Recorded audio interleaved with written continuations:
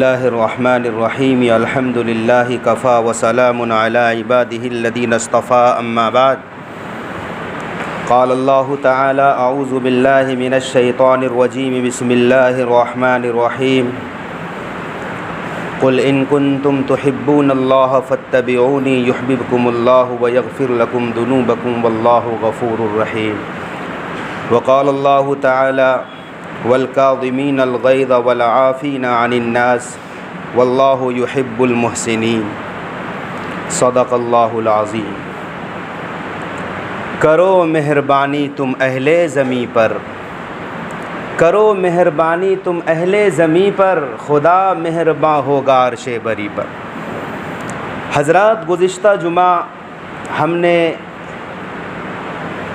آپ صلی اللہ علیہ وسلم کی سیرت طیبہ کے مختلف گوشوں کو سنا ہے، اور یہ بات آئی تھی کہ آپ صلی اللہ علیہ وسلم سے اللہ کے بعد مومنین کو سب سے زیادہ محبت ہونی چاہیے۔ تو نبی صلی اللہ علیہ وسلم کی محبت کا عکس ایک مومن کی زندگی میں جھلکنا بھی چاہیے۔ نبی سے محبت کا تقاضا ہے کہ محبت رسول کا اثر ہماری زندگی میں نمایاں ہونا چاہیے۔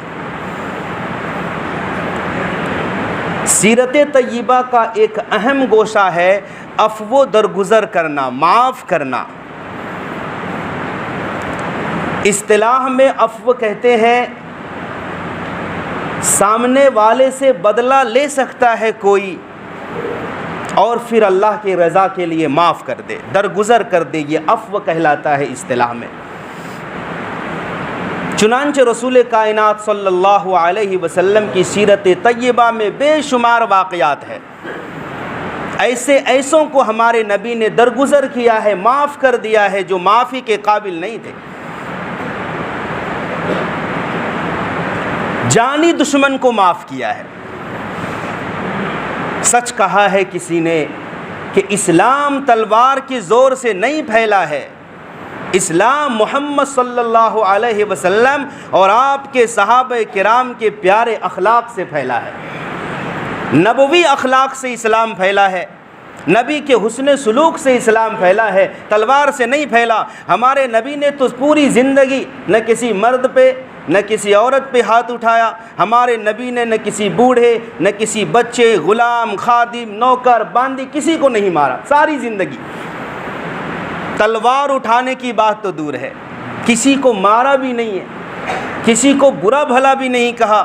سیدنا انس فرماتے ہیں رضی اللہ عنہ، ہم نے نبی کی 10 سال خدمت کی، 10 سالہ مدت میں نبی نے یہ بھی نہیں کہا انس یہ تم نے کیوں کیا یا یہ تم نے کیوں نہیں کیا۔ تلوار سے اسلام نہیں پھیلا، اسلام پھیلا نبی کے اخلاق سے، نبی کے عفو درگزر سے۔ نجد کی طرف ایک غزوہ ہوا تھا، غزوہ کہتے ہیں اس لڑائی کو جس میں رسول کریم صلی اللہ علیہ وسلم خود تشریف لے گئے ہوں، خود شریک ہوں، اور سریہ اس لڑائی کو کہتے ہیں جس میں صحابہ کرام گئے ہوں، اللہ کے نبی شامل نہ ہوں۔ تو واپسی میں اللہ کے نبی اور صحابہ کرام آرام کرنے لگے درختوں کے نیچے۔ ہمارے نبی بھی کچھ صحابہ کے کچھ فاصلے پر درخت پر تلوار لٹکائی اور نیچے آرام فرمانے لگے۔ ایک بدو دیہاتی گزر رہا تھا، سوچا بڑا اچھا موقع ہے، سو بھی رہے ہیں اور تلوار شاخ پر لٹک رہی ہے، اس سے اچھا موقع بھلا کیا ہو سکتا ہے۔ وہ بدو آیا، ہاتھ میں تلوار لی، ہمارے نبی پر حملہ کرنے ہی والا تھا کہ نبی صلی اللہ علیہ وسلم بیدار ہو گئے، اور اس دیہاتی نے کہا من یمنعک منی یا محمد، بتاؤ اے محمد تجھے مجھ سے کون بچائے گا۔ ہمارے نبی نے فرمایا اللہ بچائے گا۔ یہ سننا تھا، اللہ کے لفظ میں ایسی طاقت تھی، ایسی جاذبیت تھی، ایسا اثر تھا، وہ مرعوب ہو گیا اور تلوار ہاتھ میں نہ رکی، نیچے گر گئی۔ پھر ہمارے آقا نے تلوار لی اور فرمایا اب بتا تجھے کون بچائے گا۔ اس نے کہا آپ کے علاوہ اور کون بچائے گا، آپ سے مجھے بھلائی کی امید ہے۔ ہمارے نبی نے معاف کر دیا، تلوار دی، کہا جاؤ۔ صحابہ نے روکنا بھی چاہا، ہمارے نبی نے صحابہ سے منع فرما دیا، کہا جانے دو۔ وہ شخص جب اپنے قبیلے میں پہنچا تو کیا کہا، لوگوں میں ایسے شخص کو دیکھ کر آ رہا ہوں جو روئے زمین پہ سب سے زیادہ بہتر انسان ہے۔ یہ شخص معافی کے قابل تھا؟ دل پر ہاتھ رکھ کر بتاؤ۔ جان لینے آیا تھا، جان لینے۔ اپنے ضمیر پر جھانک کر دیکھو، ہمارے ساتھ ایسا ہوتا تو ہم معاف کر دیتے؟ جان لینے آیا تھا، نبی نے یکسر معاف کر دیا، کچھ بھی نہیں کہا۔ جنگ خیبر کے موقع پر ایک عورت نے گوشت میں زہر ملا، زہر میں گوشت کو بھونا، ہمارے نبی کو کہا دعوت ہے۔ ہمارے نبی کچھ اصحاب کے ساتھ گئے تو جیسے ہی زبان پر ہمارے نبی نے گوشت کا نوالا رکھا، فوراً جان گئے اس میں تو زہر ہے، اور ایک دو صحابہ کی تو موقع پر موت ہو گئی تھی۔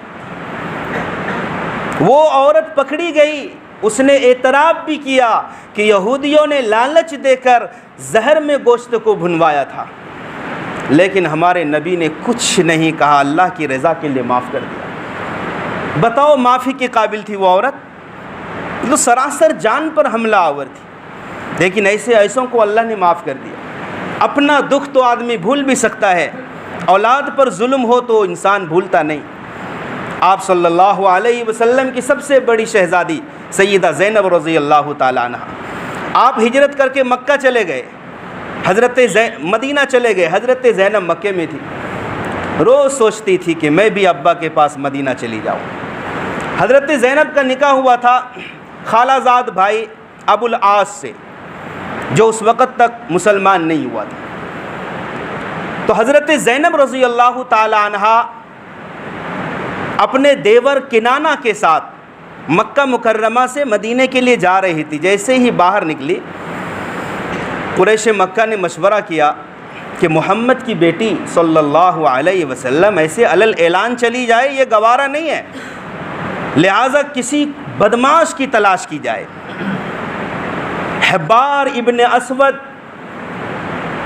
جو کہ حضرت زینب کے رشتہ داروں میں سے تھی، حبار ابن اسود نے پیچھا کیا، حضرت زینب جس اونٹنی پر سوار تھی اس پر حملہ کیا۔ جب جانور پر حملہ ہو تو جانور بدک جایا کرتے ہیں، اونٹنی بدکی اور حضرت زینب جو اونٹنی سے نیچے گری ایک چٹان پر گری، اور اللہ کی شان اس وقت حضرت زینب امید سے تھی، حمل سے تھی، حمل بھی ضائع ہو گیا۔ 20-22 سال کی عمر تھی حضرت زینب کی۔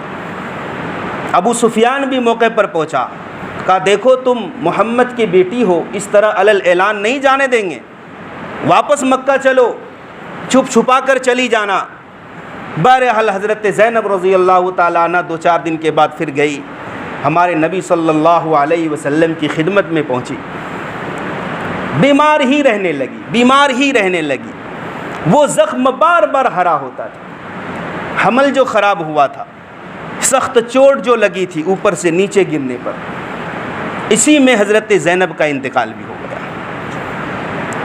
وہ زینب کا قاتل حبار چہرے پر کالا کپڑا باندھ کر منہ چھپائے دربار نبوت صلی اللہ علیہ وسلم میں حاضر ہوتا ہے۔ کہا ہم نے سنا ہے کہ آپ بڑے بڑے قصوروں کو معاف کر دیتے ہیں۔ آقا نے فرمایا ہاں، چہرے سے کپڑا ہٹایا، کہا میں حبار ابن اسود زینب کا قاتل ہوں، آپ مجھے معاف فرما دیں، اور کلمہ پڑھا۔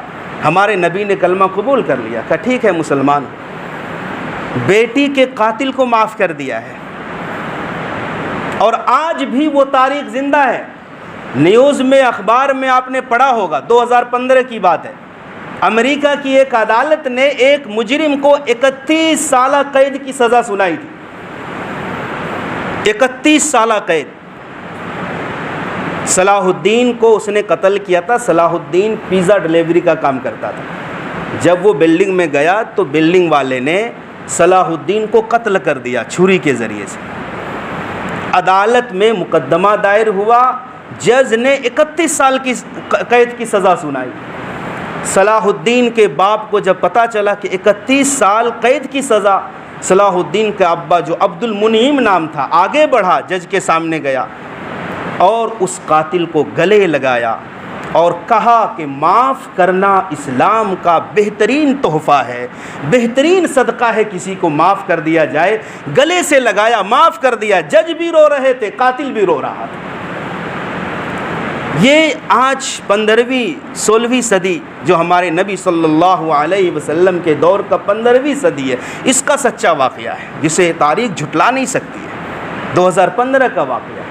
آج بھی امت مسلمہ میں ایسے لوگ زندہ ہیں۔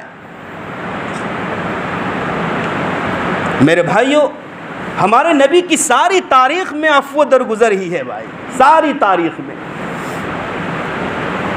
چنانچہ فتح مکہ کے دن آپ نے کیسے کیسوں کو معاف کیا؟ جب مکہ فتح ہوا، صحن حرم میں سارے مجرمین تھے۔ ہمارے نبی کو یہ بات یاد تھی کہ انہی لوگوں نے میرے بلال کے ساتھ کیسا ظلم برتا تھا۔ ہمارے نبی کو یاد تھا کہ انہوں نے خباب کو کیسے آگ سے داغا تھا۔ ہمارے نبی کو یاد تھا کہ زنیرہ کے ساتھ کیا ہوا تھا، حضرت سمیہ کی کیسی شہادت ہوئی تھی، ابو جندل کے ساتھ کیا ہوا تھا، بھولے بھالے نہتے غریب مسلمانوں کے ساتھ کیا حشر بپا ہوا تھا۔ ہمارے نبی کو سب کچھ یاد تھا۔ آج ایک ایک مجرم پریشان تھا، ہر ایک سوچ رہا تھا کہ آج میرے ساتھ کیا ہوگا۔ امید بھری نظروں سے ہمارے نبی کو سبھی دیکھ رہے تھے۔ ہمارے نبی نے پوچھا، بتاؤ کیا سلوک کیا جائے؟ سب نے کہا کہ آپ کریم آدمی ہیں، کریم باپ کے بیٹے ہیں، آپ سے بھلائی ہی کی امید ہے۔ ہمارے آقا نے کوئی بدلہ نہیں لیا، نہ بلال کا بدلہ لیا، نہ خباب کا بدلہ لیا، نہ سمیہ کا بدلہ لیا، نہ زرینہ کا بدلہ لیا، نہ عمار کے ابا یاسر کا بدلہ لیا، کسی کا بدلہ نہیں۔ کہا آج میں وہی بات کہوں گا جو یوسف علیہ السلام نے اپنے بھائیوں سے کہا تھا، لا تصریب علیکم اليوم یغفر اللہ لنا ولکم۔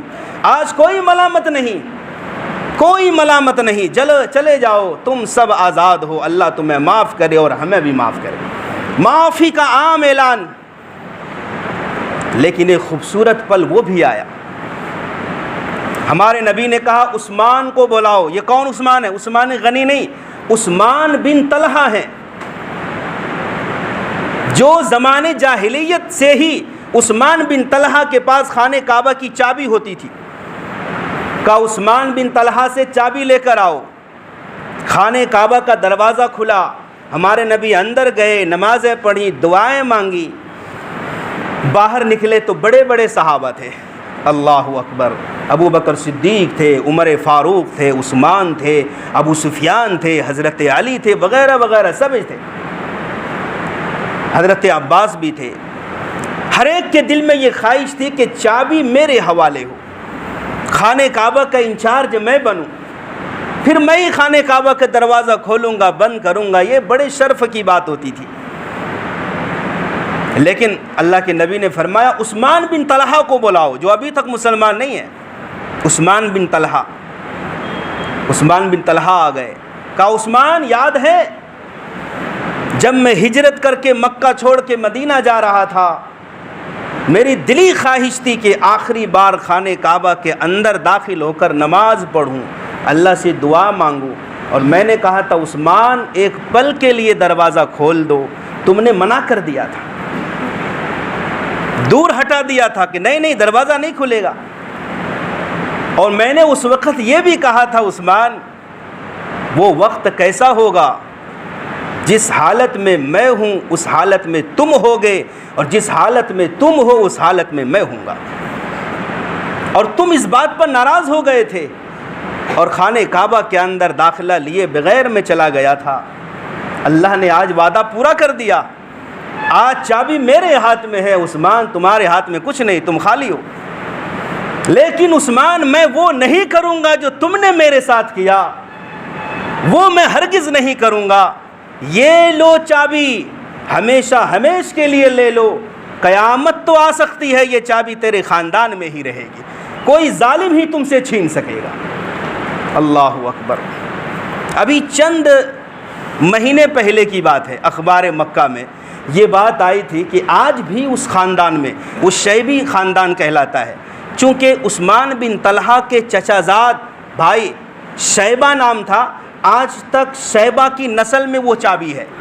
بہت سارے ظالم حکمران آئے، حجاج بن یوسف کا دور آیا وغیرہ وغیرہ، لیکن اس پر کسی نے حملہ نہیں کیا۔ اس خاندان کے پاس وہ چابی رہی اور انشاءاللہ چابی رہے گی، چونکہ ہمارے نبی کا فرمان ہے تو کون چھین سکتا ہے۔ کیا حسن سلوک ہے، ہمارے نبی نے کوئی بدلہ نہیں لیا۔ یہ احسان دیکھ کر عثمان بن طلحہ مسلمان ہو گئے تھے، صحابی بن گئے تھے۔ میرے بھائیو، دوستو، بزرگوں، ہمارے رسول صلی اللہ علیہ وسلم کے ایک دوست ہیں، سگے چچا بھی ہیں۔ چچا اور بھتیجا جب ہم جوڑی ہو، عمریں ایک ہو دونوں کی، تو وہ جگری دوست بھی ہوتے ہیں، صرف چچا بھتیجا کا رشتہ نہیں ہوتا، کیونکہ ساتھ میں پلے بڑے ہوتے ہیں، دوست بھی ہیں، چچا بھی ہے، ایک بہت ساری محبتیں ہوتی ہیں۔ تو ہمارے نبی صلی اللہ علیہ وسلم کے سگے چچا ہیں حضرت حمزہ رضی اللہ تعالیٰ عنہ، جنہیں اللہ کے نبی نے سید الشہداء کا لقب دیا ہے۔ قیامت تک آنے والے جتنے شہید ہوں گے، سب شہیدوں کے سردار کون ہیں؟ حضرت حمزہ رضی اللہ تعالیٰ۔ کیا محبت تھی! لیکن جنگ احد کے موقع پر حضرت حمزہ شہید کر دیے گئے۔ شہید کرنے والا کون ہے؟ وحشی ابن حرب، سیاہ فام تھا، حبشی تھا وہ، وحشی ابن حرب جبیر ابن مطعم کا غلام تھا۔ اس نے کہا تھا کہ تمہارا کام صرف حمزہ کو قتل کرنا ہے، اگر تم کامیاب ہو گئے تو غلامی سے آزاد کر دوں گا۔ وحشی ابن حرب کہتے ہیں کہ میں جنگ احد میں آیا، ایک پتھر کی چٹان کی اوٹ میں چھپ کر تھا۔ امیر حمزہ رضی اللہ تعالیٰ عنہ ایسے نڈر بہادر تھے، دلیری تھی ان کے اندر، جس طرف جاتے تھے کایا پلٹ دیتے تھے۔ چنانچہ میں جس پتھر کی چٹان میں چھپ کر تھا، اس کے سامنے سے ہی حضرت حمزہ کا گزر ہوا، میں نے زور سے نیزہ پھینک کر مارا، جو ناف کے نیچے لگا اور پیٹ کے اندر سے آر پار ہو گیا۔ ایسی کاری ضرب لگی، حضرت حمزہ وہیں گر پڑے اور شہید ہو گئے۔ پھر ہندہ آئی حضرت حمزہ کے پاس۔ ہندہ نے کیا کیا؟ مسلح کروایا۔ مسلح کہتے ہیں ناک کان وغیرہ عضو کو کاٹ لینا۔ حضرت حمزہ کے کان بھی کاٹے گئے، ناک بھی کاٹے گئی، آنکھوں میں برچھے مارے گئے۔ یہ وہ شہید ہے اسلام کا کہ شہادت کے بعد بھی، مرنے کے بعد بھی ان کے عضو نے قربانیاں پیش کی ہیں، یہاں تک کہ کلیجہ نکالا گیا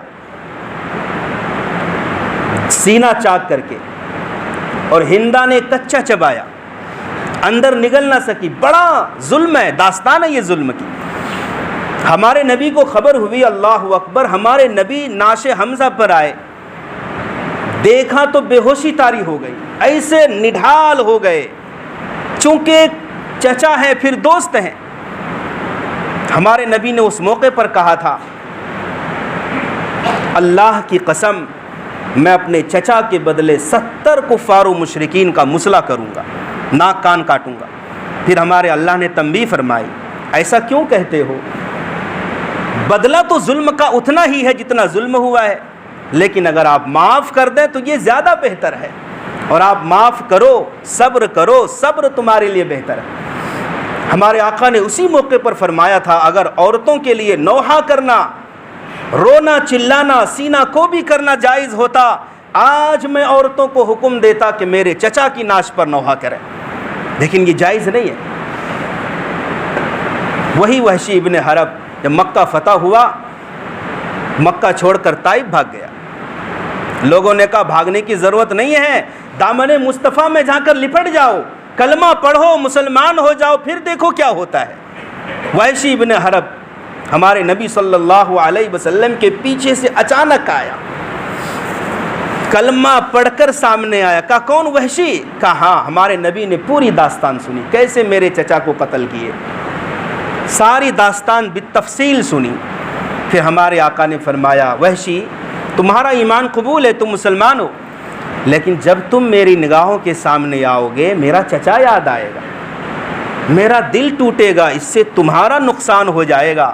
اے وحشی تم مسلمان ہو لیکن سامنے سے چلے جاؤ، میری نگاہ کے سامنے آنے کی کوشش مت کرنا۔ اللہ اکبر، یہ بھی معافی کے قابل تھا، میرے آقا نے معاف فرما دیا۔ پھر ہندہ بھی آئی تھی، جس ہندا نے نبی کا کچا کلیجہ چبایا تھا، ہندا کو بھی اللہ کے نبی نے معاف کر دیا، تو ہندا کیا کہتی ہیں؟